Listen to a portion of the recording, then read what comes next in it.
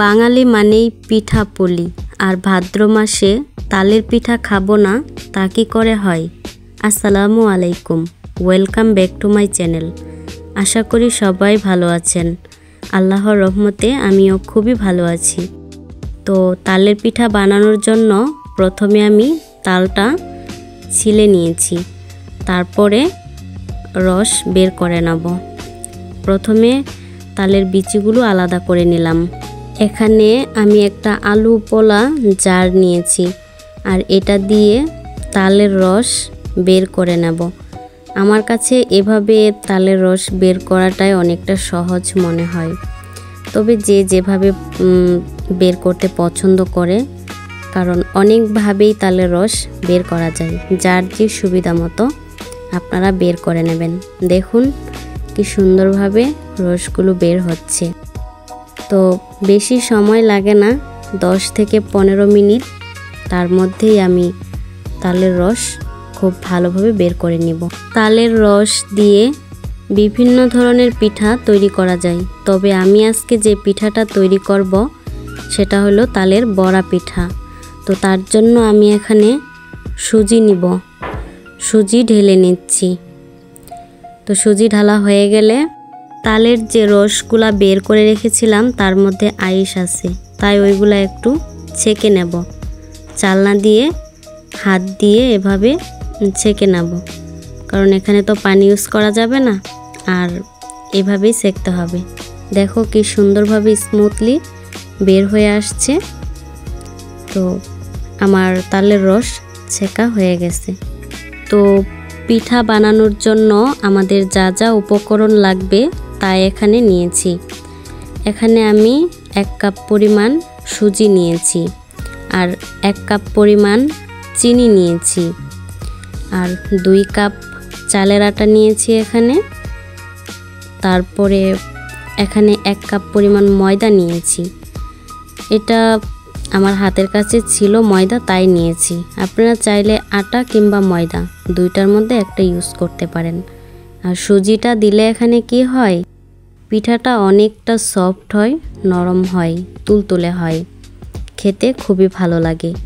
তো আমি একটু ভুল করে ফেলেছি, মানে যখন এগুলো মিক্সড করেছি তো দেখাতে ভুলে গেছি, স্কিপ হয়ে গেছে। এখানে আমি 1 চামচ পরিমাণ বেকিং সোডা কিংবা খাবার সোডা ইউজ করেছি। তো সব ইনগ্রেডিয়েন্টস একসাথে খুব ভালো করে মিশিয়ে নেব। সুন্দর করে মসৃণভাবে একটা ডো তৈরি করে নেব। তো দেখুন অনেকটা সফট আর অনেকটা মসৃণভাবে কি সুন্দর একটা ডো তৈরি করা হয়ে গেছে। এটা খুব বেশি নরমও না আবার পাতলাও না, এরকম করে তৈরি করে নেব। তো আমার ডোটা তৈরি করা হয়ে গেছে।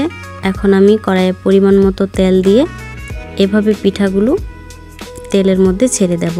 এই ক্ষেত্রে লক্ষ্য রাখতে হবে তেল যেন বেশি গরম না হয়, মিডিয়াম লো আঁচে পিঠাগুলো ভাজতে হবে। বেশি তেল গরম হলে পিঠাগুলো পুড়ে যাওয়ার সম্ভাবনা আছে। দেখা যাবে উপরে পুড়ে গেছে, ভেতরে কাঁচা রয়ে গেছে। তো হালকা আঁচে একটু সময় নিয়ে আস্তে আস্তে পিঠাগুলো ভেজে নেব। সবাইকে রিকোয়েস্ট করব পুরা ভিডিওটা দেখার জন্য।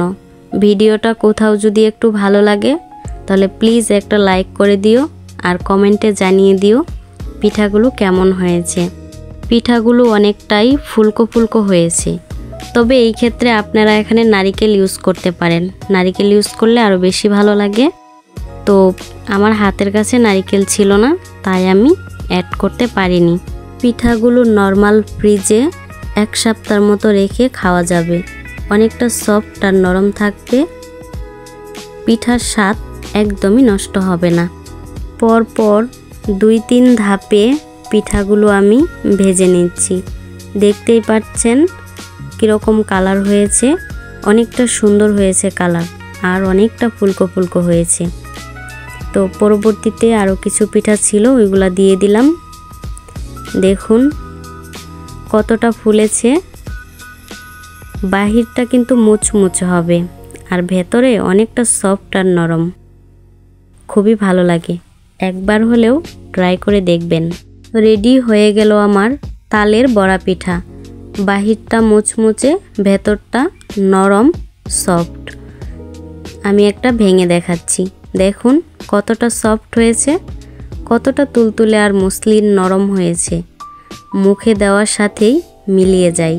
এভাবেই আমরা খুব সহজে সামান্য কয়েকটা উপকরণ দিয়ে তৈরি করে নিতে পারি তালের বড়া পিঠা। পিঠাগুলো সবার কাছেই খুব ভালো লাগবে, বাচ্চা থেকে শুরু করে বয়স্ক সব ধরনের লোকেরাই এই পিঠাটা খুব মজা করে খাবে। সব রূপে সেরা বন্ধু সবার, বাংলার ঘরে ঘরে প্রিয় খাবার তালের পিঠা, সব রূপেই সেরা। যে যেভাবে তৈরি করুক না কেন, তালের পিঠা তালের সিজনে খুবই মুখরোচক আর মজাদার হয়। সবাইকে থ্যাংক ইউ সো মাচ। সবাই খুব ভালো থেকো। আল্লাহ হাফেজ।